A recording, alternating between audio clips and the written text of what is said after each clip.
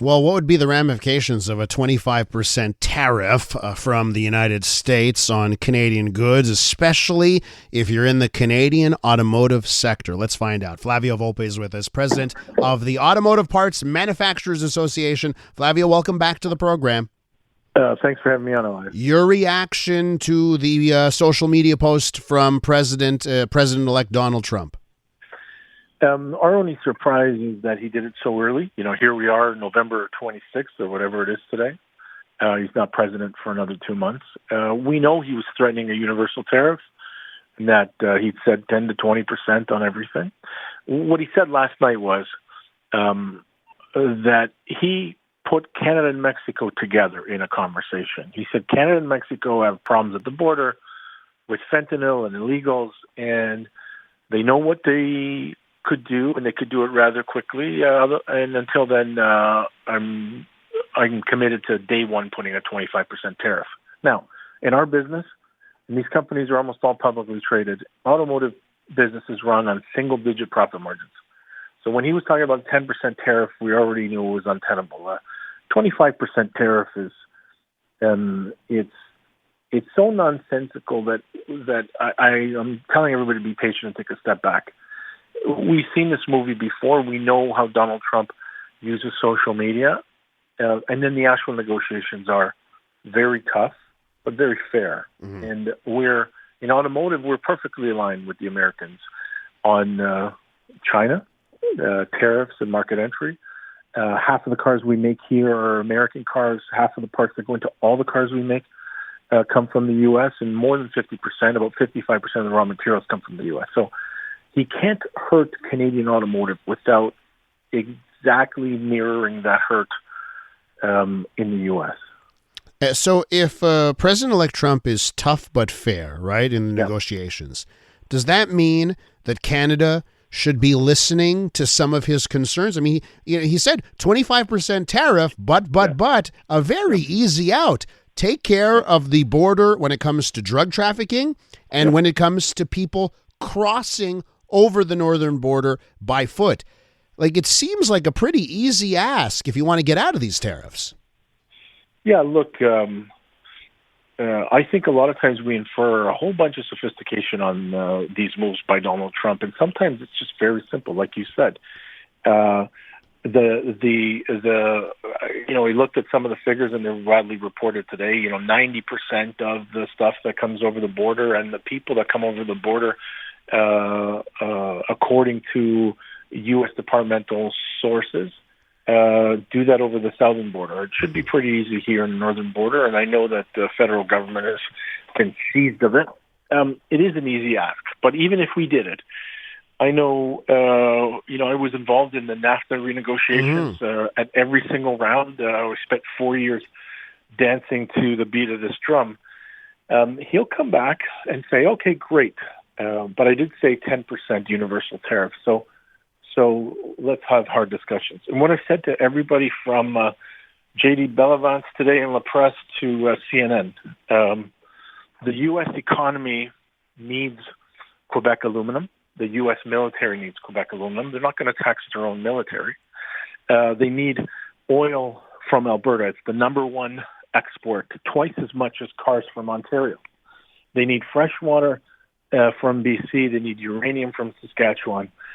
We should approach all of these things with patience. We're two very complementary economies.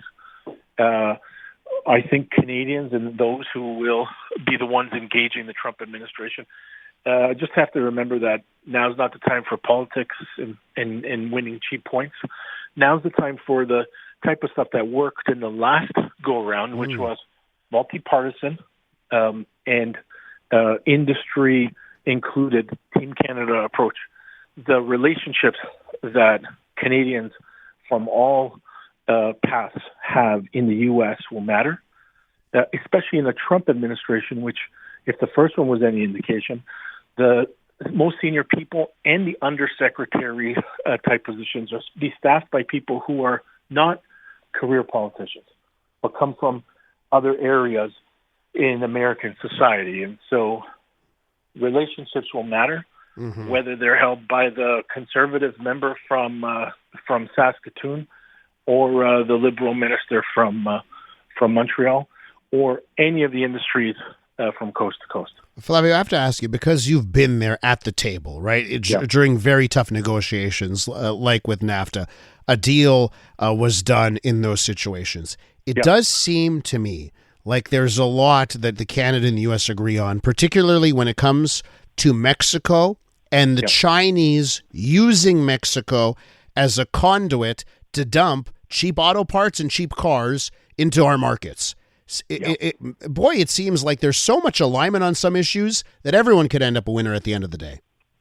Yeah, and now if you're Donald Trump and you're the master disruptor, you're not going to concede that right away. You're not going to say Canada has perfect alignment on China tariffs, on China M&A, China investment.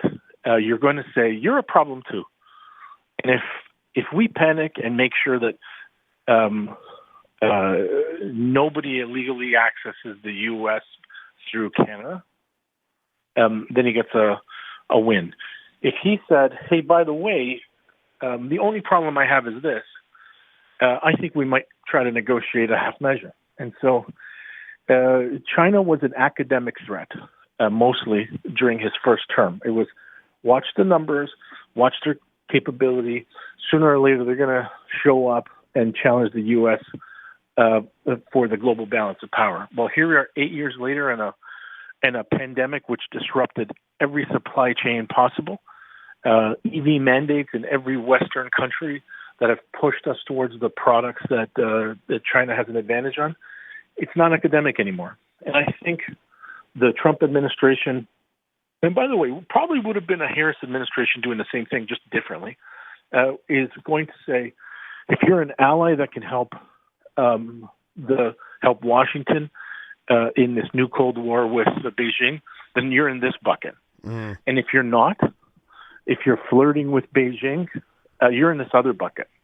And one thing that is smart that's come out of this, and my inbox is full of media requests today from overseas, it's a signal to every other ally around the world that he'll start tough, even with Canada. Even though we need Canada in Washington, here's an immediate threat. And so before he turns to Europe or to the UK or to Japan or to Korea, he's going to rattle our cage. And there's interest all over the world, at least if my phone is any indication of what we think and how we'll handle it. Flavio, I have to leave it there. I want to point out, yesterday I retweeted one of your thoughts on X. And my comment on your thought was rational thought alert. And I just want to say, calm, rational thought on what this actually all means. I'm so happy you added your voice to our show today. Thanks so much. Thank you, Elias. Appreciate it. Flavio Volpe, president of the Automotive Parts Manufacturers Association.